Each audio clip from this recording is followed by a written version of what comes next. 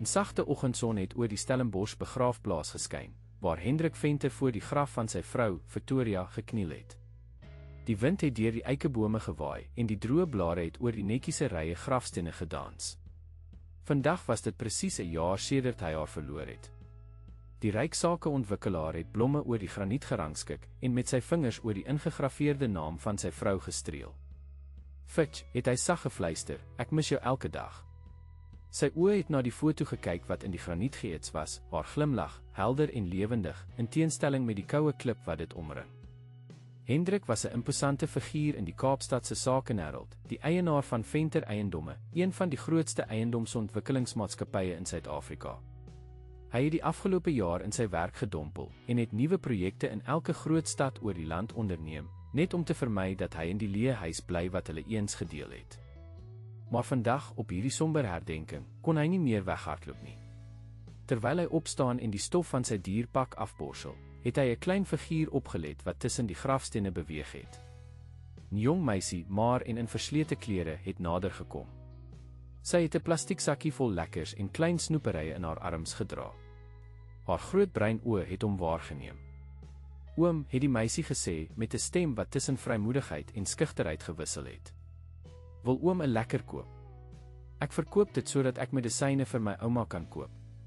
Hendrik het gewoonlik bedelaars geïgnoreer, maar iets in die kind se deursigtige eerlikheid het sy aandag getrek. Sy kon nie ouer as 11 jaar wees nie, en tog was daar 'n volwassenheid in haar oë. "Wat is jou naam, meisie?" het hy gevra terwyl hy sy beursie uitgehaal het. "Tandiewe, oom," het sy geantwoord en die sakkie nader gebring. "My ouma is siek en die medisyne is duur." Hendrik het 'n paar note uitgehaal en dit aan haar gegee, baie meer as wat die lekkers werd was. Die meisie se oë het wyd geword. "Dankie, oom," het sy uitgeroep, maar toe het haar oë na die foto op die grafsteen gedwaal. Daar was 'n oomblik van herkenning, 'n flits van iets in haar oë. "Het oom gekom om mamma te besoek?" het sy skielik gevra na die foto wys. Hendrik het gevoel hoe sy hart 'n slag oorslaan. "Wat sê jy?" Tandiewe het nader aan die grafsteen gekom, haar kop effens skuins gedraai terwyl sy na Victoria se foto staar. "Hierdie vrou, sy was gister hier." Die woorde het Hendrik soos 'n fisiese hou getref. Hy het die meisie aan haar skouers gegryp, harder as wat hy bedoel het. "Moenie lieg nie, kind. Dit is nie iets om grappies oor te maak nie." Tandiewe het nie weggeskrik nie. Haar oë het sy aangehou, onbevrees en eerlik. "Ek lieg nie, oom. Sy het 'n toebroodjie met my gedeel. Met Ricola binne-in. Sy het gesê ek moet haar vis noem." Hendrik het gevoel hoe die wêreld om hom begin draai. Fitz, niemand anders het haar ooit Fik genoem nie. Dit was sy troetelnaam vir haar, een wat hy uitgedink het toe hulle nog universiteit toe gegaan het. Die meisie kon dit nie geweet het nie. En Ricola, Victoria se gunsteling, iets wat hy altyd in hulle toebroodjies moes sit wanneer hulle gaan piknik hou het. "Wat het sy nog gesê?" het hy gevra, sy stem nou 'n skoorfluistering. "Sy het gehuil by die graf, oom. Sy het gesê sy's jammer. Baie jammer. En toe sy my sien, het sy geglimlag en gevra of ek honger is." Tandiewe het haar kop laat sak. "Ek is altyd honger, oom." Hendrik se gedagtes het gejaag. Dit was onmoontlik. Victoria was dood. Hy het haar begrawe. Hy was by die hospitaal. Hy het haar liggaam gesien. Hoe kon hierdie kind haar gister gesien het? "Kan jy my wys waar sy heen is?" het hy gevra, sy stem gespanne met 'n vreemde mengsel van hoop en vrees. Tandiewe het geknik. "Sy gaan na die Khayelitsha nedersetting toe, waar my ouma hulle woon." "Maar oom," sy het gehuiwer, "dit is nie 'n plek vir ryk mense soos oom nie." "Ek gee nie om nie," het Hendrik gesê, sy besluit reeds geneem. "Neem my na haar toe." Hulle het na sy luukse Mercedes in die parkeerarea geloop, Tandiewe effe huiwerig om in so 'n deftige voertuig te klim. Hendrik se gedagtes was in 'n warboel. Kon dit werklik wees? Was daar 'n fout gemaak? Hy het geweet dat dit belaglik was, maar hy kon die hoop wat in sy bors ontvlam het, nie onderdruk nie. Terwyl hulle uit die rustige streke van Stellenbosch gery het en na die digbevolkte buitewyke van Kaapstad beweeg het, het Tandiewe hom meer vertel. Oor hoe die vrou 'n klein seentjie by haar gehad het. Oor hoe die vrou haar kon vertel waar Tandiewe se verkooppunt was, asof sy haar al voorheen dopgehou het. Soos hulle nader aan Khayelitsha gekom het, het die omgewing drasties verander. Die netjiese voorstede het plek gemaak vir die informele nedersetting, waar sinkhuise dig teen mekaar gepak was. Hendrik het gewoond geraak aan luukse en gerief, maar selfs sy sakebelange het hom nooit na plekke soos hierdie gebring nie. Dis hier naby, het Tandiewe gesê terwyl Hendrik sy voertuig versigtig deur die nou strate bestuur het. Nuuskierige oë het hulle dopgehou, die luukse motor was duidelik 'n rariteit in hierdie omgewing. Hulle het voor 'n klein sinkhuis tot stilstand gekom. Dit was beskeie maar netjies met 'n klein tuintjie van groente langs die kant. Tandiewe het uit die motor gespring. "Wag hier, oom. Ek sal gaan kyk of sy hier is." Hendrik kon sy oë nie van die deur van die sinkhuis afhaal nie. Sy hart het so hard geklop dat hy seker was dat dit uit sy borskas sou spring. Dit was belaglik, hy het homself gesê. Victoria was dood. Hy het haar begrawe. Dit moes 'n misverstand wees, of erger, 'n uitgewerkte swendel om geld van hom af te pers. Die deur van die hut het oopgegaan en Tandiewe het na buite gekom, haar gesig stralend. "Sy's hier, oom. Kom kyk." Hendrik het uit die motor geklim, sy bene onstabiel onder hom. Met elke tree wat hy na die deur geneem het, het die wêreld om hom meer onwerklik gevoel. En toe het sy in die deuropening verskyn. Victoria, sy vrou. Haar hare was anders korter, donkerder, maar dit was onmiskenbaar sy. Dieselfde oë, dieselfde gelaatstrekke. Sy het bleek geword toe sy hom sien, haar hand het na haar mond gegaan, en toe het sy name gefluister. Hendrik. Die stilte tussen hulle was soos 'n tasbare ding, dik met onuitgesproke woorde. Victoria se oë was wyd, vol vrees en ongeloof. Agter haar, half versteek, het 'n klein seentjie uitgeloer, sy gesig 'n kleiner weergawe van haar eie. "Dit kan nie wees nie," het Hendrik gefluister, sy stem bewerig. "Jy is dood. Ek het jou begrawe." Victoria het haar hand uitgestrek, asof om hom te laat bedaar, maar het toe teruggetrek. "Kom binne," het sy uiteindelik gesê, haar stem skaars hoorbaar. "Asseblief. Nie hier buite nie." Tandiewe het tussen hulle gestaan, haar oë beweeg van die een na die ander, duidelik verward deur die spanning. "Is alles reg, Tannie Fets?" het sy gevra. Victoria het haar 'n flou glimlag gegee. "Ja, skat. Gaan gou kyk hoe dit met jou ouma gaan." Tandiewe het gehuiwer, maar toe na 'n nabygeleë het gehardloop. Hendrik het die klein woning binne gegaan, sy liggaam op outomatiese piloot, terwyl sy gedagtes steeds probeer sin maak van wat hy sien. Die binnekant was eenvoudig maar netjies, 'n tafel, 'n paar stoele, 'n klein kombuisarea en 'n gordyn wat waarskynlik 'n slaapgedeelte afgeskort het. Die seentjie het agter Victoria weggekruip, sy donker oë wyd en waaksaam. Hy kon nie ouer as 9 wees nie, met dieselfde fyn gelaatstrekke as sy ma Sipho, het Victoria saggies gesê, "Gaan speel buite vir 'n rukkie. Mamma moet met hierdie oom praat." Die seentjie het huiwerig gelyk, sy oë op Hendrik gefiks. "Is dit hom, mamma? Die man in die foto?" Victoria se oë het toegemaak, 'n kort oomblik van pyn op haar gesig. "Ja, my skat. Nou gaan, asseblief." Nadat Sipho uitgegaan het, het Victoria na die tafel beweeg en gaan sit, haar beweging stadig, asof sy onder 'n ongelooflike gewig gebuk gegaan het. Sy het na die stoel oorkant haar gewys, en Hendrik het gaan sit, sy oë nooit haar gesig verlaat nie. "Jy het 'n seun," was al wat hy kon sê. Victoria het haar kop laat sak. "Ja. Hoe oud is hy?" 9. Sy het 'n diep asem getrek. "Hy was reeds 4 toe ons ontmoet het." Die wiskundige berekening was eenvoudig. Die seun was gebore voor hulle mekaar ontmoet het. Voor hulle 5 jaar lange huwelik. 'n Huwelik waarin sy nooit eens 'n wenk gegee het dat sy 'n kind het nie. "Hoekom?" het Hendrik gevra, sy stem skerp met woede en verwarring. "Hoekom het jy my nooit vertel nie? Hoekom het jy jou dood vervals? Ek het jou liggaam gesien, Victoria. Ek het jou begrawe." Sy het stadig opgekyk, trane het oor haar wange gerol. "Nee, jy het nie. Dit was nie my liggaam nie." "Wat?" Die woord was 'n gefluister van ongeloof. "Die vrou wat jy begrawe het, sy was 'n pasiënt by die hospitaal waar ek gewerk het. Sy was terminaal, sonder familie. Sy het my gehelp. Of liewer, Ter Naidoo het my gehelp deur haar te gebruik. Ter Motsabi Naidoo, Victoria se kollega by die hospitaal." Die dokter wat haar dood gesertifiseer het na die motorongeluk. Jy het jou eie dood vervals. Hendrik kon die woorde skaars uitkry. Waarom? Was ons huwelik so verskriklik dat jy eerder sou sterf as om dit te beëindig? Victoria het haar kop heftig geskud. Nee, dit was nie jy nie, Hendrik. Ons huwelik was die beste ding wat ooit met my gebeur het. Haar stem het gebreek. Dit was Bongani. Wie is Bongani? Sipho se pa. Victoria het haar arms om haarself gevou. Ek was jonk en naïef toe ek hom ontmoet het. Hy was charismaties, opwindend en toe het hy verander. Hy het beheerend geword. Gewelddadig. Sy het 'n rukkerige asem ingetrek. Ek het weggevlug toe ek swanger was. Ek het my naam verander, my lewe oorbegin. Ek het as verpleegster gekwalifiseer en my ma het my gehelp om Sipho groot te maak terwyl ek studeer het.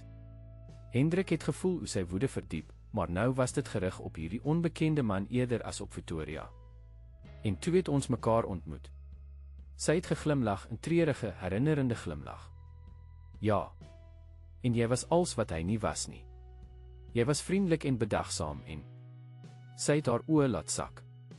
Maar jy was ook duidelik oor een ding. Jy het my een aand vertel, nadat ons begin uitgaan het, dat jy nooit 'n ander man se kind sou grootmaak nie. Jy het gesê dat jy nie kon verdra om 'n ander man se gesig in jou huis te sien nie. Die woorde het hom getref soos 'n skoot.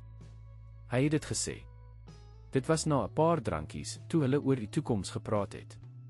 Sy vorige verloofde het hom vir 'n ander man gelos en hy het bitter gepraat sonder om te dink. Hy het nooit gedink dat Victoria dit so ernstig sou opneem nie. So jy het besluit om Sipho weg te steek. Hy het by my ma in Durban gebly. Ek het hom elke tweede naweek besoek, wanneer ek gesê het ek hospitaaldiens moes doen. Sy het vinnig haar trane afgevee. Dit was verkeerd, ek weet. Maar ek was bang. Ek het gedink dat ek jou sou verloor as ek jou van hom vertel het. En toe het jou ma gesterf. Dit was nie 'n vraag nie. Hendrik het van die begrafnis geweet, byna 18 maande gelede. Victoria was verpletter gewees. Ja. En skielik moes ek Sipho na Kaapstad bring. Ek het 'n plan gemaak, ek sou jou vertel of ek weet nie. Maar toe het Bongani opgespoor waar ek was. Hy het my in die hospitaal gekonfronteer. Hy het foto's van ons huis gehad, van jou besigheid. Hy het geweet hoe welaf jy was. Hendrik het gevoel hoe sy hande tot vuiste bal. Hy het jou afgepers. Sy het geknik. Hy het gedreig om alles te vernietig. Om jou te vertel van die leuns wat ek vertel het. Om Sipho weg te neem. Om ons almal seer te maak. Ek was bang, Hendrik. So bang. Haar stem het gebreek. Ternaido het die idee gehad. Sy het my gesien nadat Bongani my in die hospitaal gekonfronteer het. Sy het gesien hoe bang ek was. En sy het hierdie pasiënt gehad, 'n vrou van my ouderdom, my bou, wat sterwend was. Niemand sou dit bevraagteken nie. Die motorongeluk. Die woorde het soos as in sy mond gevoel. Ja. Dit was beplan. Die liggaam in my motor. Die vuur. Alles. Die stilte wat gevolg het, was asemrowend. Hendrik het probeer om te begryp wat hy gehoor het. Sy vrou het haar dood vervals om te ontsnap van 'n gewelddadige eks. Sy het 'n seun gehad waarvan hy nooit geweet het nie. Vir 'n jaar het hy gerou, terwyl sy minder as 'n uur se ry van hulle huis af weggekruip het. Ek het elke dag van die afgelope jaar in pyn deurgebring, het hy uiteindelik gesê, sy stem laag en gevaarlik kalm. Ek het gedink jy is dood, Victoria. Ek is jammer, het sy gefluister. Jy weet nie hoe dikwels ek jou wou bel nie. Hoe dikwels ek verby ons huis gery het net om dit te sien. Selfs gister by die begraafplaas. Was jy regtig daar? Ja. Ek wou jou sien. Ek het geweet jy sou kom op die herdenking. Ek het myself beloof dat ek net een keer sou loer om te sien of jy oukei is. Hendrik het opgestaan te beweeg om stil te sit. En nou? Wat nou, Victoria? Jy is wetlik dood. Ons huweliksertifikaat beteken niks meer nie.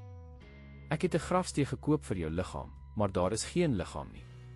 Hy het gelag en bitter seer geluid. En om die saak te vererger, Bongani, hierdie gewelddadige man wat jy so bang is voor, weet nog steeds nie dat jy dood is nie. Hy dink steeds jy is getroud met 'n ryk man. Was dit die moeite werd? Hy het gedink ek het uit die land gevlug. Terug na my ma se familie in Zambië.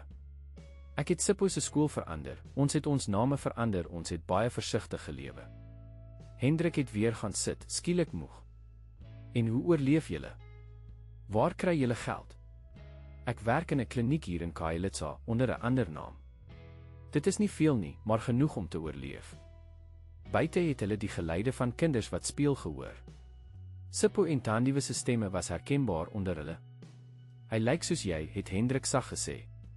Maar hy het sy pa se temperament, het Victoria gesê, haar stem gevul met 'n mengsel van liefde en bekommernis. Sterk. Soms hardkoppig.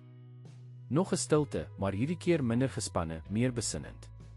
Ek weet nie wat om te doen nie, Fitch, het Hendrik uiteindelik gesê, die troetelnaam wat natuurlik oor sy lippe gekom het. Hierdie is te veel om te verwerk. Victoria het haar hand oor die tafel uitgesteek, en hierdie keer het sy nie teruggetrek nie. Sy het sy hand in hare geneem. Ek verstaan as jy nooit weer met my wil praat nie, Hendrik. Ek verstaan as jy my haat vir wat ek gedoen het. Ek sal aanvaar wat ook al jy besluit. Hy het na hulle ineengestrengelde hande gekyk. Haar vel was grower as wat hy onthou het, nie meer die sagte hande van iemand wat in luukse geleef het nie, maar die hande van iemand wat hard gewerk het om te oorleef. Ek weet nie of ek jou haat of lief het nie, het hy eerlik geantwoord. Ek weet net dat ek nie weer 'n jaar wil deurbring met die gedagte dat jy dood is nie. Die deur het oopgegaan en Thandiwe het binnegekom, haar gesig bekommerd. Tannie Fitch, ouma se hoes is erger. Sy kan nie opkom uit die bed nie. Victoria het vinnig opgestaan. Ek sal gaan kyk. Mevrou Khumalo het haar medisyne nodig. Sy het na Hendrik gekyk, onseker. Ek moet te gaan, het hy gesê. Ek sal hier wag. Nadat Victoria uitgehardloop het, het Hendrik alleen gesit, probeer om sy gedagtes te orden. Die huis was stil, behalwe vir die dowwe geluide van die nedersetting buite. Hy het sy oë oor die klein vertrek laat dwaal, Victoria se lewe sonder hom probeer verstaan. Daar was 'n paar foto's teen die muur, Sipho as 'n baba, Victoria en 'n ouer vrou wat hy as haar ma herken het, en tot sy verbasing, 'n klein foto van homself en Victoria op hulle witbrood in Mauritius. Sy het dit gehou. 'n Sagte klop aan die deur het hom uit sy gedagtes laat ruk. Die deur het stadig oopgegaan en Sipho het versigtig binnegekom, sy oë groot en nuuskierig. Ma het gesê ek moet hier bly, het die seun gesê, effens op sy hoede.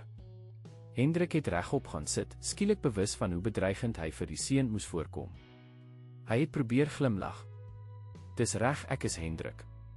Sipho het geknik, sy houding versigtig, maar nie skaam nie. Ek weet. Ma het foto's. Daar was 'n ongemaklike pouse met beide van hulle wat nie geweet het wat om te sê nie. Dit was Sipho wat dit uiteindelik verbreek het. Is jy kwaad vir ma, het hy reguit gevra. Die vraag het Hendrik onkant gevang. Hy het geaarsel, nie seker hoe om met 'n 9-jarige oor so 'n komplekse situasie te praat nie. Ek is verward, het hy eerlik geantwoord. Ek het gedink jou ma is nie meer hier nie. Om te ontdek dat sy lewe, en dat sy 'n seun het, dit is baie om te verwerk. Sipho het stadig nader gekom en oorkant Hendrik gaan sit. Sy gesig was ernstig, ouer as sy jare. Ma huil baie oor jou. Sy dink ek weet nie, maar ek hoor haar in die nag. Hendrik het gevoel hoe sy keel toetrek. Doen sy? Die seun het geknik. Sy het gesê ons moes wegkom van 'n slegte man. Nie jy nie, 'n ander man. Jou pa, het Hendrik gesê, sy stem versigtig neutraal. Sipho se gesig het verhard. Hy is nie my pa nie. Hy is net die man wat ma bang maak. Daar was 'n volwassenheid in sy stem wat Hendrik se hart gebreek het. Geen 9-jarige behoort so te praat nie. Is jy bang vir hom, het Hendrik gevra. Ek is vir niemand bang nie, het Sipho ferm gesê, maar Hendrik kon die klein bewerasie in sy onderlip sien. Die seun was dapper, maar hy was steeds net 'n kind. Voordat hulle verder kon praat, het die deur weer oopgegaan en Victoria uit teruggekom, haar gesig bekommerd. Thandiwe was by haar.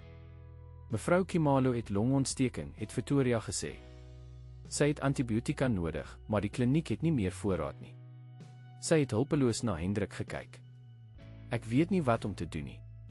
Die naaste hospitaal is Ek sal betaal, het Hendrik dadelik gesê. Wat ook al sy nodig het. Die verligting op Victoria se gesig was tasbaar. Dankie, het sy gesê. Ons kan haar in jou motor na die hospitaal neem. Die volgende uur was 'n warrelwind van aktiwiteit. Hendrik het gehelp om die bejaarde mevrou Khumalo in sy Mercedes te dra, met Tandiewe wat bekommerd langs haar gesit het. Sipho het saamgekom, stil maar waaksaam. By die hospitaal het Hendrik se naam en rykdom deure oopgemaak wat normaalweg gesluit sou wees vir iemand uit Khayelitsha. Victoria was duidelik ongemaklik met die voorkeurbehandeling, maar dankbaar vir die vinnige aandag wat mevrou Khumalo ontvang het. Terwyl die dokters na die ou vrou gekyk het, het Hendrik, Victoria, Sipho en Tandiewe in die wagarea gesit. Sy sal waarskynlik 'n paar dae hier moet bly, het Victoria gesê. Ek weet nie hoe ons haar gaan terugkry nie. Hendrik het sy oog oor die snaakse klein groep laat gaan wat skielik sy lewe binne gedring het. Victoria, sy vrou wat nie dood was nie. Sipho, die seun van wie hy nooit geweet het nie. Tandiewe, die dapper klein meisie wat dit alles aan die lig gebring het. En nou 'n siek ou vrou ook. Kom saam met my, het hy skielik gesê. Victoria het opgekyk, verwarring in haar oë. Wat? Julle almal? Kom saam met my. Terug na my huis. Hendrik, ons kan nie. Dit is steeds jou huis ook, Vic, het hy sag gesê. Wetlik is jy dood, maar ek het niks verander nie. Alles is nog daar soos jy dit gelos het. Victoria het haar kop geskud. Jy verstaan nie. As bom gaan nie uitvind. Dink jy ek kan jou nie beskerm nie, het Hendrik gevra en daar was 'n staalheid in sy stem. Ek het mense wat ek kan vertrou. Sekuriteit. Ons kan mevrou Khumalo ook help. Bring haar na die huis wanneer sy beter is. Tandiewe, wat stilweg geluister het haar oë wyd gerek by die idee. Hendrik kon sien hoe sy probeer om 'n huis so syne voor te stel. Sipho het vorentoe geleun, sy oë gefokus op Hendrik. Sal ons veilig wees? Die vraag was so direk, so eerlik, dat dit Hendrik se hart laat saamtrek het. Ja, het hy gesê. Ek beloof. Victoria het hulpeloos gelyk, vasgevang tussen hoop en vrees. Maar as hy ons vind, hy sal nie ophou nie, Hendrik. Hy is gevaarlik. Dan moet ons hom keer. Permanent. Hendrik het sy selfoon uitgehaal. Ek ken mense. Ons kan wetlike stappe doen. Jy kan nie vir altyd in Khayelitsha wegkruip nie, Vic. Nie meer nie. Hulle gesprek is onderbreek toe 'n dokter nader gekom het om hulle te vertel dat mevrou Khumalo stabiel was, maar dat sy ten minste 3 dae in die hospitaal sou moes bly. Hendrik het sy besigheidskaart aan die dokter gegee, met instruksies om alle rekeninge na hom te stuur. Toe hulle weer alleen was, het Victoria diep asem gehaal. Okay, het sy sag gesê. Maar nie na jou huis nie. Nie dadelik nie. Het jy nog die strandhuis in Hermanus? Hendrik het geknik. Dit was 'n afgeleë eiendom, goed beveilig en private. Ons kan soontoe gaan. Net vir nou. Totdat ek. Victoria se stem het gebreek. Tandiewe het haar hand geneem. Ek wil saam met Tannie Vic gaan, het sy gesê. Ek kan nie hier bly sonder ouma nie. Hendrik het besef dat binne die bestek van 'n paar uur, hy skielik verantwoordelik geword het vir hierdie ongewone familie. 'n Vrou wat hy gedink het dood is. 'n Seun hy nooit geweet het bestaan nie. 'n Wees meisie en haar siek ouma. Dit was waansinnig en tog, vir die eerste keer in 'n jaar, het hy nie so leeg gevoel nie. Dan gaan ons Hermanus toe, het hy gesê. Die rit na Hermanus was stil, almal verlore in hulle eie gedagtes. Sipho het in verwondering na die pragtige kuslyn gekyk terwyl hulle langs die 44 gery het. Tandiewe, uitgeput van die dag se gebeure, het aan Victoria se skouer in slaap geval. Victoria het by die venster uitgekyk, haar gesig 'n mengsel van vrees en hoop. Die strandhuis was presies soos Hendrik dit onthou het, 'n elegante, moderne struktuur met glas en staal wat oor die oseaan uitgekyk het. Toe hulle by die sekuriteitshek stop, het hy sy bes gedoen om die verbaasde uitdrukking op die wag se gesig te ignoreer toe hy die vreemde groep sien. Binne het hy hulle elkeen 'n kamer gewys, die huis wat ontwerp was vir gaste nou 'n toevlugsoord vir hierdie ongewone familie. Toe die kinders uiteindelik gaan slaap het, het hy Victoria in die woonkamer gevind, starend na die donker oseaan deur die venstermure. Ons sal môre moet praat, het hy gesê, sy stem moeg maar vasberade. Oor alles. Oor wat volgende. oor Bongani. Victoria het omgedraai, trane stil oor haar wange. Ek is so jammer, Hendrik. Ek het nooit bedoel om jou so seer te maak nie. Hy het nader gestap, maar hy toe gestop, steeds onseker van sy eie emosies. Ek weet, het hy gesê. Maar ons kan nie leef in wat moes gewees het nie. Ons moet vorentoe kyk. Is daar 'n ons, het sy gefluister. Hendrik het na haar gekyk, hierdie vrou wat hy gedink het hy verloor het, wat hy vir 'n jaar berou het, wat so 'n verskriklike geheim gedra het. Hy het gedink aan alles wat sy opgegee het, die lewe van voorgee wat sy geleef het, alles ter wille van 'n kind wat sy probeer beskerm het. Hy het gedink aan Sipho met sy ma se oë en 'n dapperheid wat syne moes wees. Ek weet nie, het hy eerlik geantwoord. Maar ek is bereid om uit te vind. Die oggendson het oor die Hermanus strandhuis opgekom, die oseaan 'n skitterende blou wat met die hemel versmelt het. Hendrik het in die kombuis gestaan, besig om koffie te maak, toe hy voetstappe agter hom gehoor het. Hy het omgedraai en Sipho gevind, reeds aangetrek en wakker, sy oë nuuskierig terwyl hy die luukse kombuis ondersoek het. Goeiemôre, het Hendrik gesê, effens ongemaklik. Hy was nie gewoond aan kinders nie, en hy was sekerlik nie gewoond daaraan om skielik 'n soort van stiefpa te wees nie. Goeiemôre, oom, het Sipho geantwoord, en toe weer bygevoeg, Hendrik. Hy het na die vensters beweeg. Ons kan die walvisse sien. Hendrik het langs die see gaan staan en uitgeloer na waar 'n paar suiderig walvisse in die baai gespeel het. Dit is waarvoor Hermanus bekend is, het hy verduidelik. Die beste plek in die wêreld om walvisse van die land af te sien. Sipho se oë het geskitter met verwondering. Ek het nog nooit walvisse gesien nie. Daar was iets in die eenvoudige stelling wat Hendrik laat besef het hoe bevoorreg sy lewe was en hoe beperk Sipho se moes gewees het. Wat het die kind alles gemis in sy jong lewe? Het jy al ooit op 'n boot gery, het hy gevra. Sipho het sy kop geskud. Miskien kan ons later vandag 1 uur, het Hendrik voorgestel. Om nader aan die walvisse te kom. Die glimlag wat oor die seun se gesig versprei het, was soos die opkom van 'n tweede son. Victoria het die kombuis binnegekom, haar hare nat van die stort, gekleed in een van die gastejaponse wat Hendrik in die kamers gehou het. Vir 'n oomblik het dit gelyk asof hulle terug in die verlede was, sy vrou in hulle huis, gereed vir nog 'n dag saam. Maar die illusie is verbreek toe Tandiewe agter haar ingeslyp het, haar gesig bekommerd. Het jy goed geslaap, Tandiewe, het Hendrik gevra. Die meisie het geglimlag, maar dit het nie haar oë bereik nie. Ja, oom. Maar ek is bekommerd oor ouma. Ons sal haar later vandag gaan besoek, het Victoria die kind geruststel. Sy het na Hendrik gekyk. As dit oukei is. Natuurlik, het hy geantwoord. Maar eers moet ons ontbyt eet. En dan moet ons praat. Hy het beduidend na die kinders gekyk. Privaat. Victoria het geknik en verstaan. Na ontbyt het Hendrik voorgestel dat die kinders televisie kyk, 'n seldsame bederf vir beide Sipho en Tandiewe. Toe hulle vasgenaal voor die enorme skerm sit, het hy Victoria na die stoep geneem wat oor die oseaan uitgekyk het. Ons moet 'n plan maak, het hy gesê, sy stem ernstig. Jy kan nie vir altyd wegkruip nie, en ek kan nie net verdwyn nie. Ek het 'n besigheid, lewe in Kaapstad. Mense sal begin vra. Victoria het op een van die stoepbanke gaan sit, haar oë op die horison. Ek weet nie wat om te doen nie, Hendrik. Die oomblik wat ons teruggaan, is ons in gevaar.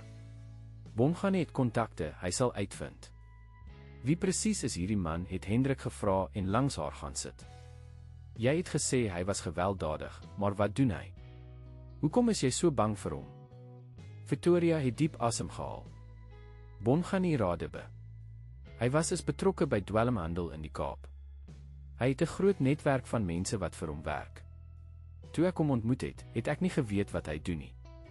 Teen die tyd dat ek uitgevind het, was dit te laat. Sy het haar arms om haarself gevou.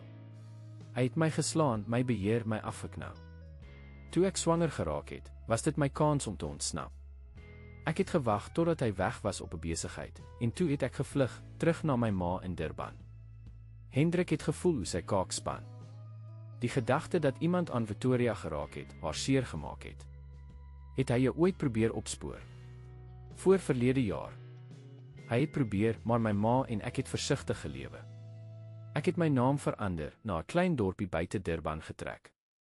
En toe het ek jou ontmoet, en ons het Kaapstad toe getrek. Sy het haar oë toegemaak. Ek het gedink dit was ver genoeg. Ek het gedink ons was veilig. Totdat jou ma gesterf het en jy Sipho moes gaan haal. Hendrik het die prentjie begin verstaan. En toe het Bomganie jou op een of ander manier opgespoor. Hy het 'n vriend by die verkeersdepartement. Toe ek my rybewys hernie het met my nuwe adres in Kaapstad, het hy dit op een of ander manier uitgevind. Victoria het haar hande saamgepers. Hy het begin met klein goed, 'n boodskap hier, 'n oproep daar. Net genoeg om my te laat weet dat hy weet waar ek is. En toe het hy my by die hospitaal gekonfronteer, 'n foto van jou en my saamgetoon en gevra hoeveel jy werd was. Hoeveel hy uit jou kon kry. Afpersing. Ja. Hy het gedreig om jou te vertel oor my verlede, oor Sipho. Maar ek het geweet dit sou nie daar eindig nie. Hy sou meer en meer vra en as hy nie kon kry wat hy wou hê nie. Sy het gesidder. Hy sou nie huiwer om jou seer te maak nie, Hendrik. Of vir Sipho te neem. Ek was vasgekeer. So Dernaydo het hierdie plan voorgestel. Om jou dood te vervals. Victoria uitgeknik. Sy het 'n pasiënt gehad, 'n vrou sonder familie, soortgelyke liggaamsbou, wat terminaal was. Sy het aan longkanker gesterf die dag voor ons die plan uitgevoer het. En julle het my laat glo dit was jy in daardie motorongeluk. Hendrik kon die bitterheid nie uit sy stem hou nie. Dit was die enigste manier wat ek kon dink om julle albei te beskerm, jou en Sipho. Bomganie sou nie agter jou aankom as hy gedink het ek is dood nie. Victoria se oë het vol trane geword. Ek het vir maande in 'n klein woonstel in die stad weggekruip. Elke dag het ek bang gewag dat Bomganie sou uitvind ek is nog lewendig. Uiteindelik het ons na Khayelitsha getrek, waar ons gedink het hy ons nooit sou soek nie. Hendrik het opgestaan en na die see gestaar, sy gedagtes in 'n warboel. Deel van hom was steeds kwaad vir die leuen, vir die jaar van rou wat hy deurgemaak het.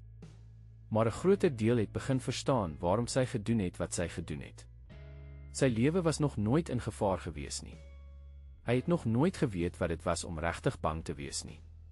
Ons moet hierdie situasie behoorlik hanteer, het hy uiteindelik gesê en weer na haar gedraai. Nie meer weghardloop nie. Wat bedoel jy? Wetlik. Ons gebruik die wet. As hierdie man so diep in dwelmhandel is, soos jy sê, kan ons dit teen hom gebruik. Ek ken mense in die polisie, ek het kontakte. Nee, het Victoria dringend gesê. Jy verstaan nie. Hy het mense in die polisie. Dit is hoe hy altyd voorbly. As ons probeer om hom aan te kla, sal hy weet waar ons is, en dan. Sy het haar kop geskit. Ek het alreeds 1 keer my dood vervals. Ek dink nie ek kan dit weer doen nie. Hendrik het haar hand geneem, en dit was die eerste keer dat hy haar regtig aangeraak het sedert hy uitgevind het sy is lewendig. Haar hand was warm en werklik in syne, 'n wonderwerk wat hy gedink het hy nooit weer sou voel nie. Ons hoef nie bang te wees nie, Victoria, het hy saggies gesê. Nie meer nie. Wat ook al gebeur, ons sal dit saam hanteer. Sy het na hulle ineengestrengelde hande gekyk, trane wat nou vrylik oor haar wange geloop het. Beteken dit jy het my vergewe? Ek werk daaraan, het hy eerlik gesê. Dit is nie maklik nie. Maar toe ek gedink het jy is dood, ek het besef hoeveel ek jou liefgehad het, vis. En om jou nou hier te hê, lewendig, dit is 'n tweede kans wat min mense kry. Victoria het nader geleun, haar kop op sy skouer geplaas. Ek is so bang, Hendrik. Nie net vir Bomganie nie. Ek is bang dat jy eendag sal besef dat jy my nie kan vergewe nie. Dat die leuen te groot was. Dit gaan tyd neem, het hy erken. Maar jy is hier. Sipho is hier. En daardie dapper klein meisie Tandiewe. Ek dink sy was die een wat ons almal gered het, of hoe? Victoria het geglimlag deur haar trane. Sy het my gesien by die begraafplaas. Ek wou sien hoe dit met jou gaan. Ek het nie verwag dat sy met jou sou praat nie.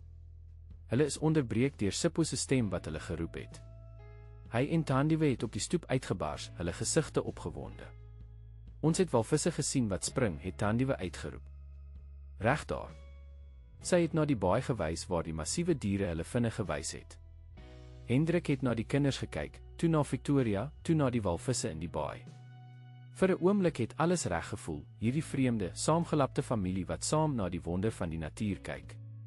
Maar iewers in Kaapstad was 'n man wat hulle nuwe vrede kon vernietig met 'n enkele oproep. man wat Hendrik nou vasbeslote was om te stop, ongeag die koste. 3 dae later het die klein groepie 'n soort van roetine ontwikkel in die strandhuis in Hermanus. Hendrik het probeer om te werk van sy skootrekenaar af, sy besigheid op 'n afstand bestuur terwyl hy die vreemde nuwe familie dopgehou het. Victoria het daaglikse uitstappies na die hospitaal gereël om mevrou Khumalo te besoek, wie se toestand stadig maar seker verbeter het. Die dokters het gesê dat sy binne 'n paar dae ontslaan sou kon word. Die kinders het tyd deurgebring om die strande te verken, walvisse te soek en die swembad by die huis te geniet, 'n ongelooflike luukse vir beide Sipho en Thandiwe. Hendrik het agtergekom hoe Thandiwe, ten spyte van haar jeugtige ouderdom, 'n volwasse verantwoordelikheid teenoor haar ouma getoon het. Hy het gesien hoe Sipho, aanvanklik versigtig en op sy hoede, geleidelik begin ontspan het in die veiligheid van die strandhuis. Op die 4de dag, terwyl Victoria en die kinders op die strand was, het Hendrik 'n oproep gemaak, een wat hy vir dae uitgestel het. Jabi, het hy gesê toe sy voormalige kollega antwoord, ek het jou hulp nodig. Jabi Mbeki was 'n gewese polisieondersoeker wat nou as hoof van sekuriteit vir een van Hendrik se maatskappye gewerk het. Hy was betroubaar, diskreet en het kontakte in kringe waar Hendrik nie kon beweeg nie. Hendrik, ek het nie van jou gehoor in weke nie. Waar steek jy weg, het Jabi gevra. Dit is 'n lang storie, ou maat. Een wat ek eerder in persoon sal vertel. Maar ek het inligting nodig. Oor 'n man genaamd Bongani Radebe. Daar was 'n lang stilte aan die ander kant van die lyn. Die Bongani Radebe het Jabi uiteindelik gevra, sy stem laer. Jy ken hom? Ek ken van hom. Hy is groot in die dwelmkringe in die Kaap. Hoekom vra jy, Hendrik? Dit is nie die soort man met wie jy wil deurmekaar raak nie. Hendrik het na die see uitgekyk, waar hy Victoria se figuur op die strand kon sien, terwyl sy na die kinders waai wat in die vlakwater gespeel het. Hy het gedreig om iemand seer te maak vir wie ek omgee, het hy eenvoudig gesê. Ek moet weet waarmee ek te doen het. Na nog 'n stilte het Jabi gesig. Ek sal sien wat ek kan uitvind. Maar wees versigtig, my vriend. Hierdie man het mense oral in die polisie en die regering. Hy is soos 'n slang, gevaarlik en goed in wegkruip. Dankie, Jabi. Ek is in my strandhuis in Hermanus. Kom hierheen môre as jy kan. Ek sal daar wees. En Hendrik bring 'n wapen saam. Die oproep het Hendrik meer bekommer as wat hy wou erken. Jabi was nie 'n man wat maklik bang geword het nie. As hy gedink het dat Bongani Radebe gevaarlik genoeg was om 'n wapen te regverdig, dan was die situasie erger as wat Hendrik gevrees het. Daardie aand, nadat die kinders gaan slaap het, het Hendrik en Victoria op die balkon gesit, elkeen met 'n glas wyn in die hand. Die geruis van die branders onder hulle was kalmerend, maar die spanning tussen hulle was tasbaar. Ek het met Jabi gepraat, het Hendrik uiteindelik gesê. Victoria se kop het vinnig opgekyk. Jou sekuriteitshoof. Waarom? Ons moet weet waarmee ons te doen het, Viv. Hy kom môre hierheen. Jy het hom vertel waar ons is. Daar was vrees in haar stem. Ek vertrou hom met my lewe. En nou met joune. Victoria het haar glas neergesit, haar hande beweeg. Elke persoon wat weet, verhoog die risiko, Hendrik. En elke dag wat ons hier sit en niks doen nie, gee Bongani meer tyd om uit te vind dat jy nog lewe. Hendrik het vorentoe geleun. Ons kan nie vir ewig in Hermanus wegkruip nie. Ek weet, het sy erken, haar stem sag. Dit is net. Ek was so lank bang, Hendrik. Elke slag as die telefoon lui, elke keer as iemand aan die deur klop. Ek het gedink dit was hy. Om te sien hoe Sipho hierdie laaste paar dae ontspan het, hoe veilig hy voel, ek wil dit nie wegneem nie. Hendrik het haar hand geneem, 'n gebaar wat nou meer natuurlik begin voel het. Ons gaan hierdie familie beskerm, Victoria. Almal van hulle. Sy het na hom gekyk. Almal. Sipho, Thandiwe, selfs mevrou Khumalo. Hulle is nou deel van ons lewens. Hy het geglimlag. Ek dink Thandiwe het my hart gesteel die oomblik toe sy by die begraafplaas na my toe gekom het. Sy het deur my gevlieg, het Victoria erken met 'n flou glimlag. Ek het gedink ek was so versigtig, en toe het hierdie klein meisie alles sien gebeur. Sonder haar sou ons nie hier gewees het nie, het Hendrik gesê. Ek sou steeds gedink het my vrou is dood. Sipho sou steeds in Khayelitsha wees. Soms kom verlossing uit die mees onverwagse plekke. Victoria het na hom gekyk, haar oë ondersoekend. Is dit wat dit is? Verlossing. Miskien het hy herken. Vir almal van ons. Later, toe hulle op die punt was om te gaan slaap, het Victoria gehuiwer in die gang tussen hulle kamers. Vir die afgelope paar nagte het hulle apart geslaap, almal steeds besig om gewoon te raak aan die nuwe situasie. Hendrik, het sy sag gesê. Wat ek gedoen het die leen, ek sal vir die res van my lewe probeer om dit reg te maak. Hy het na haar gekyk, hierdie vrou wat hy gedink het hy vir ewig verloor het. Die woede wat hy aanvanklik gevoel het nie verdwyn nie, maar dit het verander, getransformeer in iets meer kompleks, 'n begrip van hoekom sy dit gedoen het, gemeng met dankbaarheid dat sy nog leef. Ons kan nie teruggaan na wat was nie, het hy gesê. Maar miskien kan ons iets nuuts bou. Iets sterker. Die volgende oggend het Jabie opgedaag, sy gesig ernstig terwyl hy Hendrik omhels het. Toe hy Victoria sien, het sy oë wyd geword. Maar jy is hy. Het hy begin en toe stil gebly, na Hendrik gekyk vir 'n verduideliking. Dit is hoekom ek gesê het dit is 'n lang storie, het Hendrik verduidelik en Jabie binnelaat. Nadat hulle die kinders met Tandiewe se vertoude iPad besig gehou het, nog 'n geskenk van Hendrik, het die 3 volwassenes in Hendrik se studeerkamer bymekaar gekom. Victoria het vinnig haar storie vertel en Jabie het geluister sonder om te onderbreek, sy gesig uitdrukkingloos. Dit is amper ongelooflik, het hy uiteindelik gesê, maar ek het vreemde dinge gesien in my jare in die polisie. Hy het na Victoria gekyk. Jy het groot moed gehad om te doen wat jy gedoen het, mevrou Venter. Victoria, asseblief, het sy gesê. En dit was nie moed nie. Dit was vrees. Soms is dit dieselfde ding, het Jabie filosofies gesê. Maar nou tot die saak. Bongani Radebe. Hy het 'n leer uitgehaal. Hy is een van die groot koppe in die Kaapse dwelmhandel. Kokain meestal. Baie kontakte in Suid-Amerika. Hy bestuur sy besigheid vanuit 'n klub in Seepunt. Die Diamondlange. Hy het hoë kontakte, het Jabie voortgegaan. Polisieoffisiere en paar politici. Dis hoekom hy nog nooit in die tronk beland het nie, al was hy al 'n paar keer gearresteer. Victoria het gebewe. Sien julle? Dit is hoekom ons nie teen hom kan veg nie. Hy is te sterk. Elke man het 'n swakheid, het Jabie gesê. Radebe is sy ego. Hy dink hy is onaantastbaar. Dit maak hom sorgeloos. Hy het nog 'n dokument uitgehaal. En ek dink ons kan dit teen hom gebruik. Hoe, het Hendrik gevra. Hy dink jou vrou is dood. Wat as ons hom laat dink hy die geleentheid om jou af te pers, sonder dat hy weet dat sy lewe? Jabie het vorentoe geleun. Ons plant 'n lokval. Een wat hom sal laat inloop in iets wat selfs sy kontakte nie kan keer nie. Victoria het haar kop geskud. Ek wil nie eens in dieselfde gebou as daardie man wees nie. Jy weet nie waartoe hy in staat is nie. Ek weet, het Jabie ernstig gesê. Dit is hoekom ons versigtig moet wees. Maar as hy dink dat julle nie weet dat hy Victoria geken het nie, dat hy 'n nuwe manier het om Hendrik af te pers. Ons kan hom kry vir afpersing en dwelmhandel. Dit is ernstige klagtes.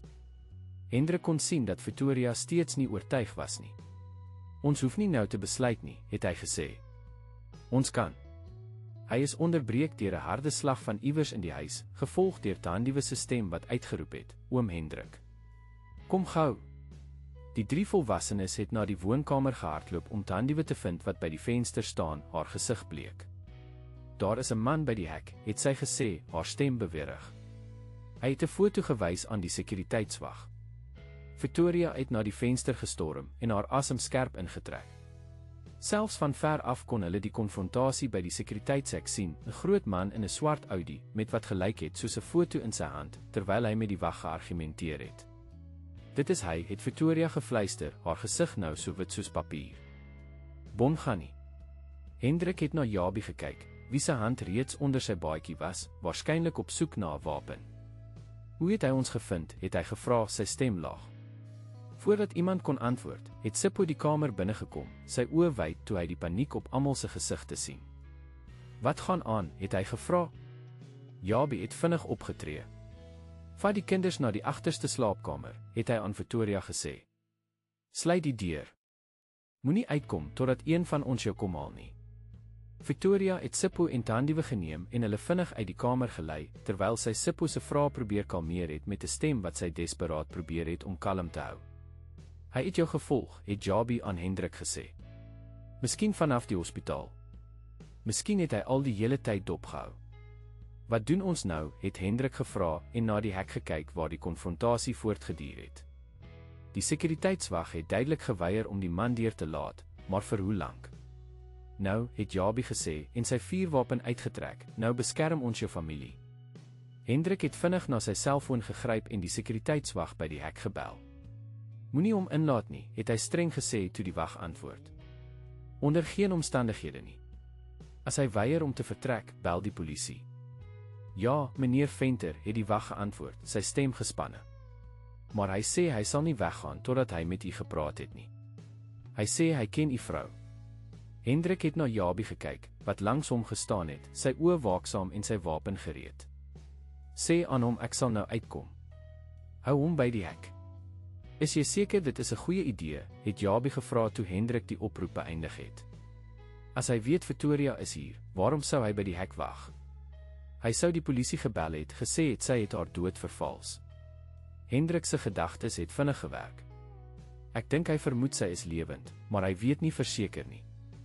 Hy is hier om te bevestig. Of om jou af te pers, het Jabie gesê. Wees versigtig, my vriend. Ek sal kort op jou hakke wees. Hendrik het geknik en na die deur beweeg. Voordat hy uitgegaan het, het hy omgedraai. Kyk na hulle, het hy sag gesê. As iets met my gebeur. Niks gaan met jou gebeur nie, het Jabie ferm gesê. Gaan. Ek sal die huis bewaak. Hendrik het in sy Mercedes geklim en stadig na die hek gery. Die sekuriteitswag het gespanne gelyk, maar hy het sy pos gehou. Langs hom het 'n groot, goed geklede man gestaan, sy houding onmiskenbaar dreigend selfs van 'n afstand. Hendrik het sy venster afgedraai toe hy nader kom. Ek is Hendrik Venter, het hy gesê, sy stem kalm ten spyte van sy bonsende hart. Ek verstaan jy soek my. Bongani Radebe was 'n indrukwekkende man, groot, gespierd, met 'n gesig wat terselfdertyd aantreklik en wreed was. Hy het geglimlag, maar dit het nie sy oë bereik nie. Meneer Venter. Die man self. Ek is Bongani Radebe. Hy het 'n hand uitgesteek, wat Hendrik nie geneem het nie. Wat wil jy, het Hendrik direk gevra. Bongani het nie gelyk of hy aanstoot geneem het nie. Reguit na die saak. Ek hou daarvan. Hy het 'n foto uitgehaal en dit na Hendrik uitgehou.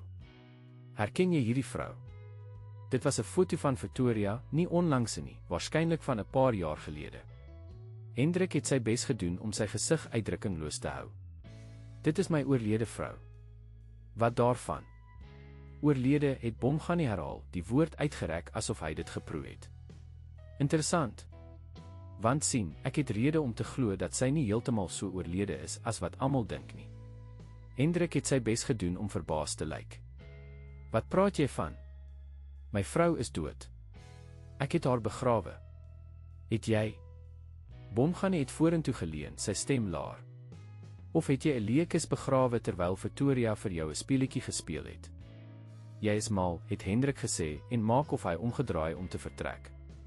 Ek weet nie hoekom jy hier is nie, maar ek ken haar, meneer Venter, het Bongani hom onderbreek.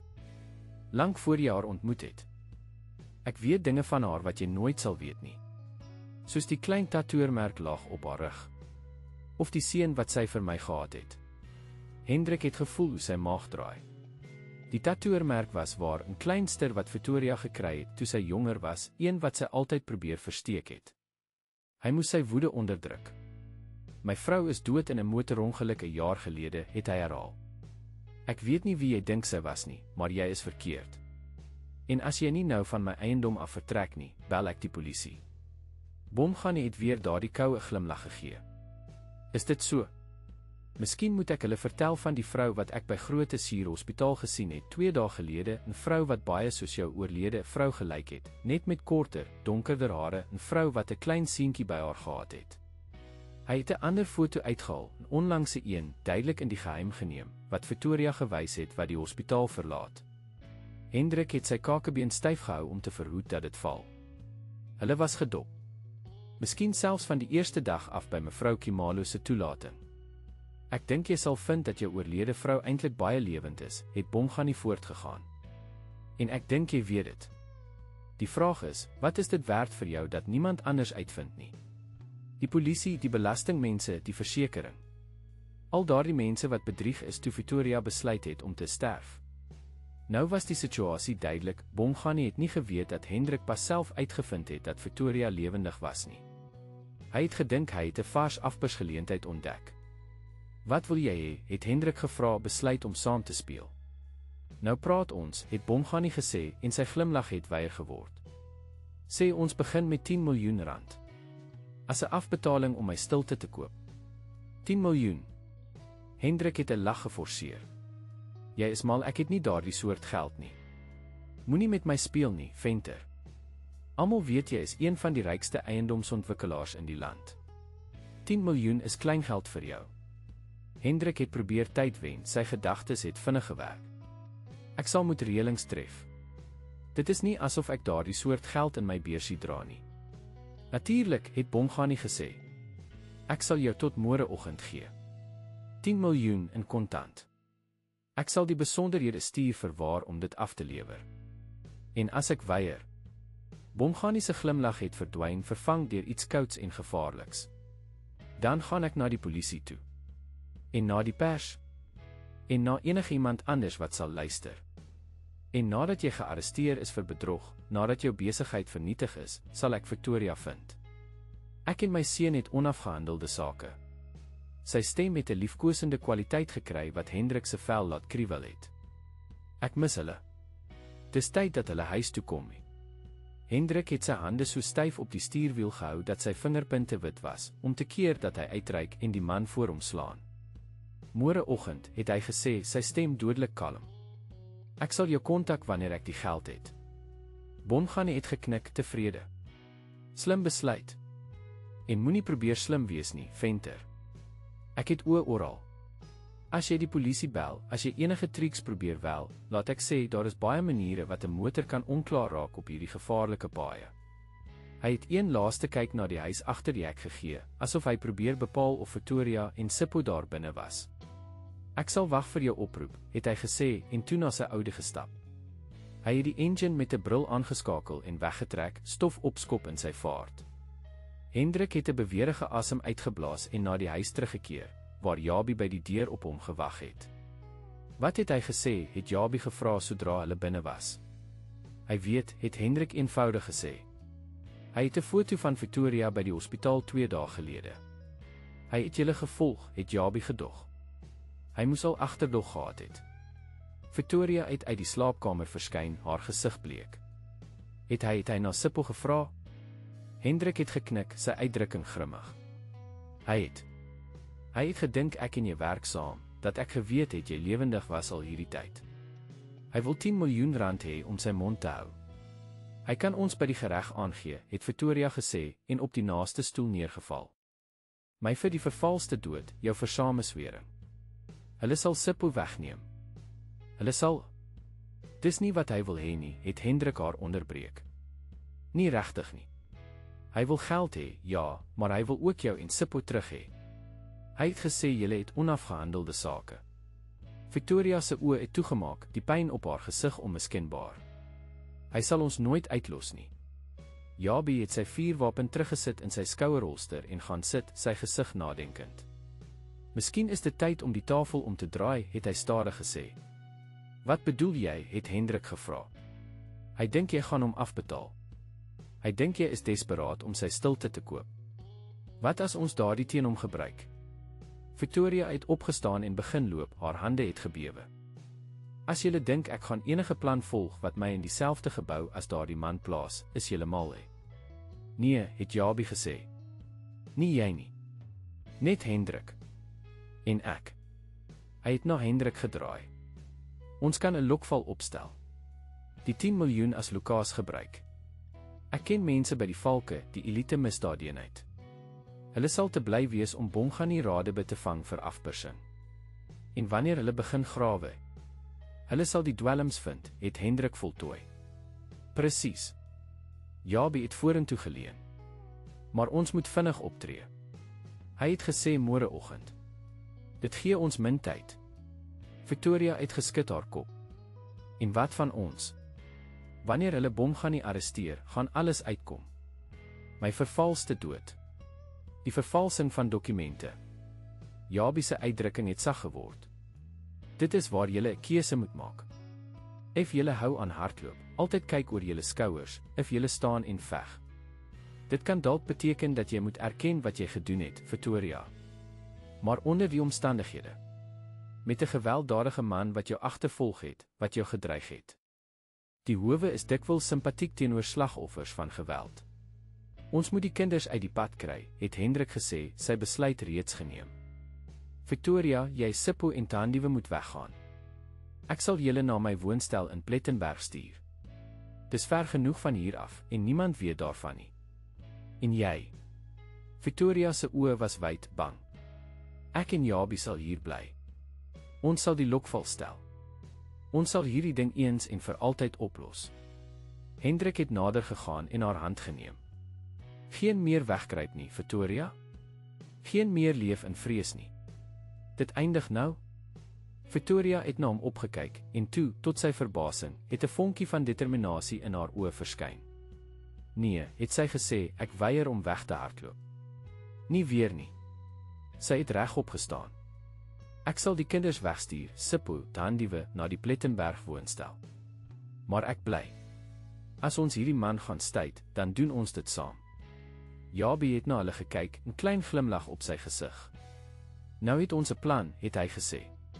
Laat ons aan die werk spring. Die volgende paar ure was 'n warrelwind van aktiwiteit. Jabie het talle oproepe gemaak, die valke se spesiale eenheid gekontak en 'n lokval beplan. Hendrik het reëlings getref om die kinders veilig na Plettenberg te stuur, onder die beskerming van een van sy mees vertroude sekuriteitsbeamptes. Victoria het die kinders geruststel, veral Sipho, wat woedend was dat hy agtergelaat word. Jy moet na Thandiewe kyk, het Victoria aan hom verduidelik, haar hande op sy skouers. Sy het jou nodig om sterk te wees. Maar ek wil jou beskerm, ma, het die seun gesê, sy oë glinsterend met trane wat hy geweier het om te laat val. Jy beskerm my die beste deur veilig te bly, het sy gesê, en hom teen haar vasgedruk. Dit sal net 'n paar dae wees. En wanneer dit verby is, sal ons almal saam wees. Ek beloof. Toe die kinders uiteindelik weg was, het die 3 volwassenes om die kombuistafel vergader om hulle plan te finaliseer. Jabie het 'n kaart van die gebied uitgelê waar hulle die aflewering sou maak, 'n verlate pakhuis aan die buitewyke van Kaapstad. Die valke sal oral wees, het hy verduidelik. Sodra die geld aangebied word, sodra hy dit aanvaar, sal hulle toeslaan. En ek het Victoria gevra. Wat is my rol? Jabie en Hendrik het 'n blik gewissel. Jy bly veilig, het Hendrik gesê. Jy bly uitsig.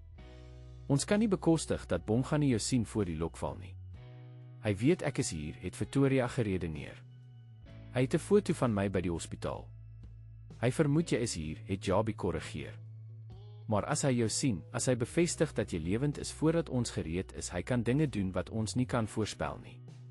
Victoria wou argumenteer, maar sy kon die logika sien.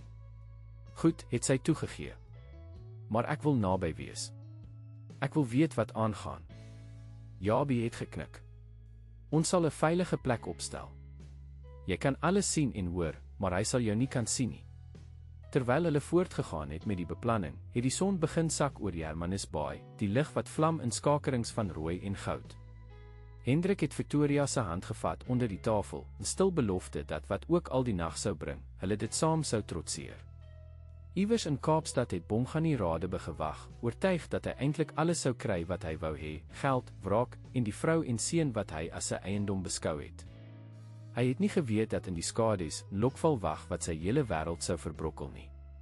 Die volgende oggend het Kaapstad wakker geword onder 'n dik kombers van mis.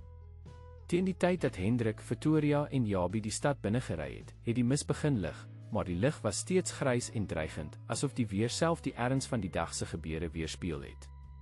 Hulle het vroeg vertrek, almal gespanne maar vasberade. Victoria het in die passasierssitplek van Jabie se onopvallende sedan gesit, haar hare onder 'n hoed versteek en 'n sonbril op, net ingeval Bomghani se manne hulle dophou. Hendrik het afsonderlik gery in 'n gehuurde voertuig eerder as sy opvallende Mercedes. Die verlate pakhuis was in 'n industriële gebied aan die buitewyke van die stad, omring deur ander geboue wat op 'n Sondagoggend verlate was. Hulle het 'n entjie weggeparkeer en 'n vooraf geselekteerde syingang gebruik om binne te kom, waar hulle deur 'n man in siviele klere ontmoet is. Kolonel Mbata het Jabi hom voorgestel van die valke. Die kolonel het hulle meegedeel oor die situasie. Ons het die pakhuis omring. Daar is 12 offisiere in posisie, almal in burgerlike klere of versteek. Ons het ook klanktoerusting opgestel. Die oomblik wat hy die geld aanvaar en 'n dreigement of afpersing uiter, slaan ons toe. Hendrik het die swaartas in sy hand gelig. Die geld is hier. 10 miljoen, net soos hy gevra het. Kolonel Mbata het geknik. Goed. Ons het 'n veilige waarnemingspos vir mevrou Venter opgestel. Hy het na 'n smal trap gewys wat na 'n kantoorarea op die tweede verdieping gelei het. Van daar af kan sy alles sien en hoor, maar Radebe sal haar nie kan sien nie. Victoria het haar sonbril afgehaal, haar oë het Hendrik se ontmoet. Wees versigtig, het sy gesê, haar stem sag maar intens. Hy is gevaarlik. Meer as wat jy dink. Hendrik het haar hand geneem. Ek sal. En onthou, Jabi en die valke is oral. Hulle sal nie toelaat dat iets gebeur nie. Ek is net bang dat hy iets sal sê. Sy het na die grond gekyk. Oor die vervalste dood. Oor wat ek gedoen het. Moenie daaroor bekommer nie, het kolonel Mbata gesê. Ons het reeds met die staatsanklaer gepraat. Gegeewe die omstandighede, die bedreiging van geweld, die bewese geskiedenis van mishandeling, is dit onwaarskynlik dat hulle enige klagte teen jou sal lê. Victoria het nog steeds bekommerd gelyk, maar sy het geknik en Hendrik se hand vir 'n laaste keer gedruk voordat sy saam met 'n vroulike agent na die waarnemingspos gegaan het. Die volgende uur was 'n oefening in gespanne afwagting. Hendrik het sy plek in die middel van die pakhuis ingeneem, die sak geld langs hom op 'n tafel. Jabi en die ander agente het versteekposisies ingeneem. En toe, presies op die ooreengekome tyd, het hulle gehoor hoe 'n motor buite tot stilstand kom. Die swaar deure van die pakhuis het oopgeswaai en Bongani Radebe het binnegekom, vergesel deur 2 mans wat duidelik lyfwagte was. Sy gesig was ontspanne, selfversekerd, die uitdrukking van 'n man wat gedink het hy het reeds gewen. Meneer Venter, het hy begroet, sy stem het deur die leë pakhuis weergalm. Ek sien jy het my versoek ernstig opgeneem. Ek het jou geld gebring, het Hendrik gesê, sy stem kalm ten spyte van die adrenalien wat deur sy are gepols het. 10 miljoen in kontant. Net soos jy gevra het. Bongani se oë het na die sak geflits en toe terug na Hendrik. Baie goed. En natuurlik kan ons vertrou dat hierdie die einde van die saak is nie. Ek sal my stilte behou oor jou vrou se situasie en jy sal vir my betaal. Dalk selfs gereeld. Sy glimlag het wreed geword. Dink daaraan as 'n tipe versekeringspolis. Dit was nie die ooreenkoms nie, het Hendrik gesê en gevoel hoe sy woede begin oorkook. Die 10 miljoen is al wat jy kry. Bongani het gelag, die geluid het deur die leë ruimte geëcho. Jy verstaan duidelik nie hoe dit werk nie. Jy en jou vrou het die wet gebreek. Julle het almal laat glo sy is dood terwyl sy eintlik rondgehardloop het met my seun.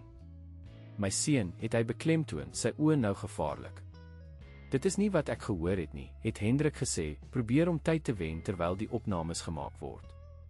Ek het gehoor jy het hulle so bang gemaak dat hulle gevoel het hulle het geen ander keuse gehad as om te vlug nie. Is dit wat sy jou vertel het? Bongani het gelag. Victoria was nog altyd goed met stories. Hy het 'n stap nader gekom. Wil jy die waarheid hoor? Sy het van my afgesteel. Geld? Baie geld. En toe het sy my seun gesteel. Hendrik het sy bes gedoen om nie te wys hoe hierdie nuwe bewering hom verras het nie. Was dit waar? Of nog 'n leuen van die man voor hom? Hoekom sou sy dit doen, het hy gevra, tyd probeer wen. Wie weet hoe vroue se gedagtes werk, het Bongani sy skouers opgehaal. Dalk het sy gedink ek was te streng. Dalk het sy nie van my besigheid gehou nie. Sy gesig het verhard. Dit maak nie saak nie. Wat saak maak, is dat sy aan my behoort en Sipho is my bloed. Ek wil hulle terug hê. Hendrik het gevoel hoe die hare op sy arms regop staan. Die man het nie net oor geld gepraat nie. Hy het Victoria en Sipho geëis, asof hulle besittings was wat hy kon opeis. Hulle is nie hier nie, het hy gesê. Maar jy weet waar hulle is, het Bongani gesê. En nadat jy my betaal het, gaan jy my na hulle toeneem. Dit was nie deel van die ooreenkoms nie, het Hendrik gesê. Die geld, ja. Maar Victoria en Sipho, hulle is nie te koop nie. Bongani se glimlag het verdwyn. Alles het 'n prys, meneer Venter. Jou vrou het 'n duur spelletjie gespeel. Sy het haar dood vervals. Sy het dokumentvervalsing gepleeg. Sy het verskeringsbedrog gepleeg. En jy het haar gehelp. Dink jy regtig die polisie sal ligsinnig daaroor voel? Hy het nader gekom. Neem my na my seun, of ek sal toesien dat julle albei in die tronk beland. En raai wat gebeur met 'n kind wie se ouers in die tronk is. Die staat neem hulle. Dit was die oomblik waarop Hendrik besef het dat alles wat Victoria vir hom vertel het waar was. Die vrees wat sy vir hierdie man gehad het, was ten volle geregverdig. Bongani Radebe was nie net 'n misdadiger nie, hy was 'n monster wat gedink het dat mense sy eiendom was om te gebruik en te misbruik soos hy wou. Jy sal Victoria en Sipho nooit weer sien nie, het Hendrik gesê, sy stem nou dodelik kalm. Bongani se oë het vernou. Gee my die geld, het hy gesê, sy hand uitgestrek. Hendrik het die tas op die tafel gestoot. Neem dit. Maar dit is al wat jy vandag gaan kry. Een van Bongani se lyfwagte het vorentoe getree om die tas te gryp, maar Bongani het hom met 'n handgebaar gekeer. Ek dink nie jy verstaan die situasie heeltemal nie, meneer Venter. Hy het in sy baadjiesak gegrawe en 'n pistool uitgehaal. Ek vra nie meer nie. Ek beveel jou om my te neem na my vrou en my seun. Die wapen was nou op Hendrik se bors gerig. Hendrik het geweet dat die valke agente enige oomblik sou toeslaan, maar tot dan was hy op sy eie. Sy is nie jou vrou nie, het hy gesê en sy grond ingeneem. En Sipho is nie jou seun nie. Nie meer nie. Hulle het jou verlaat, Bongani. Hulle het van jou weggehardloop omdat jy 'n monster is. Woede het oor Bongani se gesig gevlam. Jy verstaan niks. Ek verstaan alles, het Hendrik hom onderbreek. Ek het die merke gesien wat jy op Victoria gelos het, nie net die fisiese nie, maar die emosionele. Ek het gesien hoe sy bewe by die blote gedagte aan jou. Ek het gesien hoe Sipho reageer wanneer jou naam genoem word. Hulle is bang vir jou, Bongani. En met goeie rede. Bongani het nader gekom, die pistool nou net sentimeters van Hendrik se bors. Jy praat te veel, het hy gesaai, sy stem laag en gevaarlik. Laaste kans. Neem my na hulle toe, of ek skiet jou hier en nou. Nee, het 'n stem van bo gekom. Jy gaan niemand skiet nie, Bongani. Almal se koppe het opgeruk na waar Victoria op die metaalbalkon gestaan het, haar gesig bleek, maar vasberade. Victoria het Bongani gefluister, sy gesig 'n mengsel van woede en verrassing. Dit eindig nou, het sy gesê, haar stem sterker as wat Hendrik dit in weke gehoor het. Jy gaan nie meer my lewe oorheers nie. Jy gaan nie meer vir my en Sipho bang maak nie. Bongani het gelag en skoor ongelowig geluid. En wat gaan jy doen om my te keer?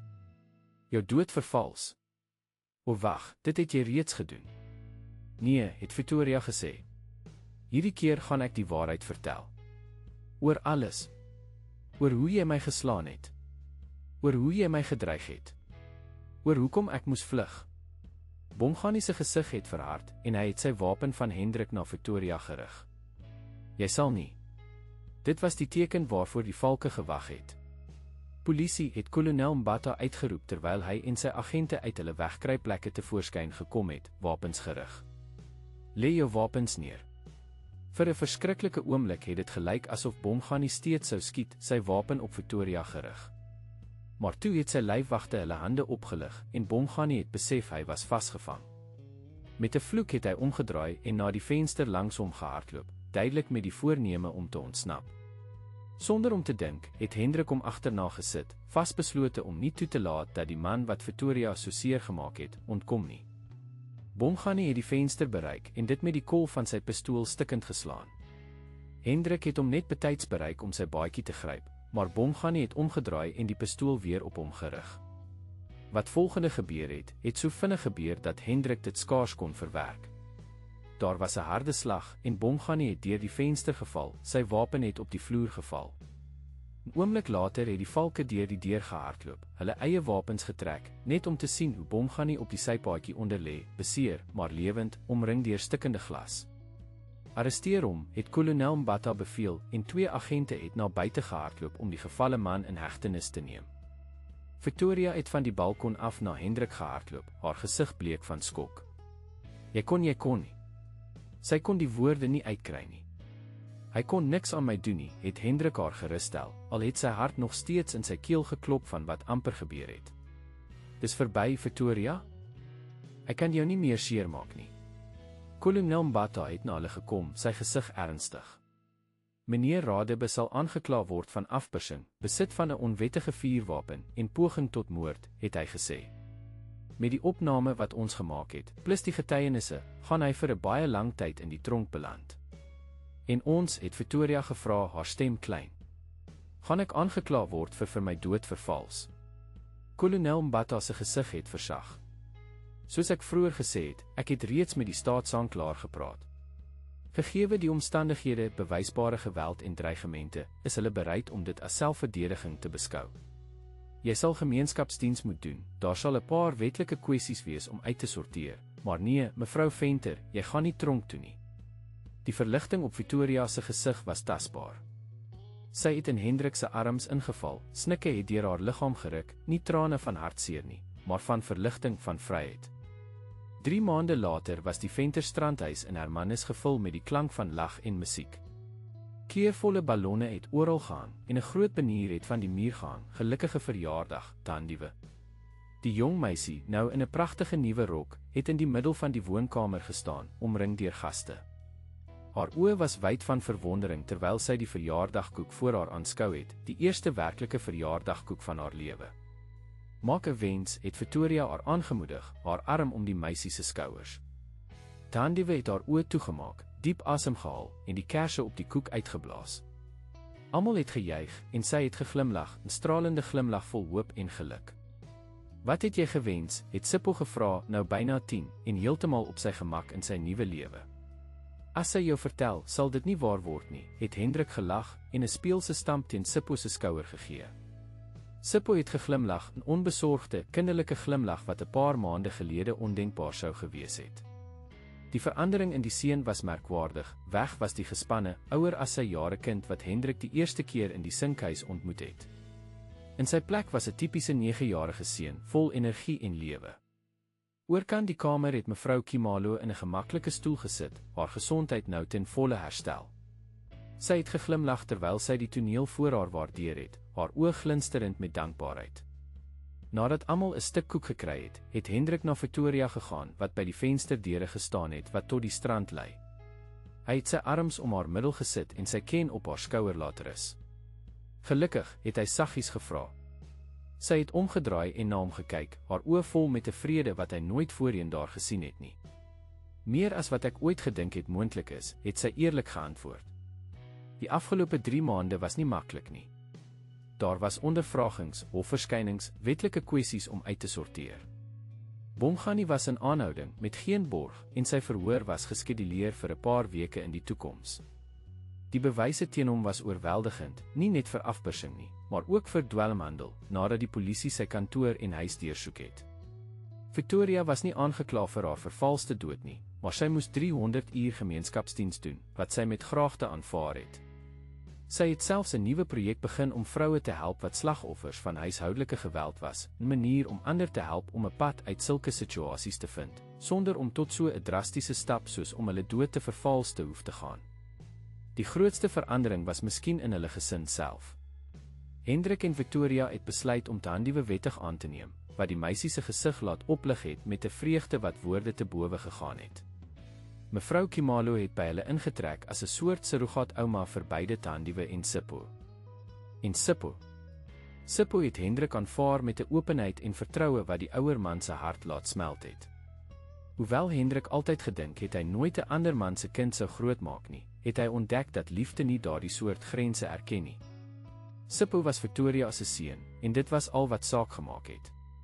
Wat dink jy van 'n hernuwing van ons huweliksbeloftes, het Hendrik skielik gevra.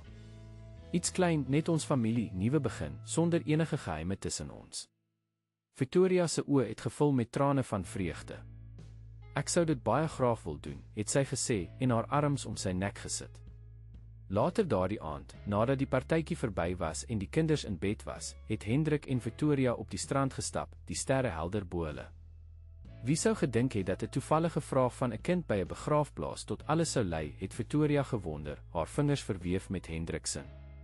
Het jy verwonderde dat Tandiewe se onskuldige vraag, het jy gekom om mamma te besoek? Alles sou verander. Nooit, het Victoria geantwoord. Maar ek is so dankbaar dat dit het. Sy het na die huis opgekyk, waar hulle nietgevonde familie nou veilig slaap. Sommige families word gebore. Ander word gekies. Sy het na Hendrik gekyk, liefde duidelik in haar oë. Ons was beide. Hendrik het haar nader getrek en haar sag gesoen onder die sterrehemel. En ons sal nooit weer uitmekaar gaan nie, het hy beloof, sy stem vas en seker. Dit was 'n belofte wat hy van plan was om te hou vir die res van hulle lewens. Vimda hysteria. Liewe luisteraars, ons hoop dat die verhaal van Hendrik en Victoria julle aangegryp het. Om meer boeiende stories soos hierdie te ervaar, kyk na ons spesiale afspeellys deur links te klik. As jy hierdie verhaal geniet het, moenie vergeet om ons kanaal te volg en 'n duim op te gee nie. Ons bring elke dag unieke stories wat die kompleksiteit van die lewe verken. Moet nie ons toekomstige inhoud misloop nie. Ons sien uit om van julle te hoor in die kommentaar.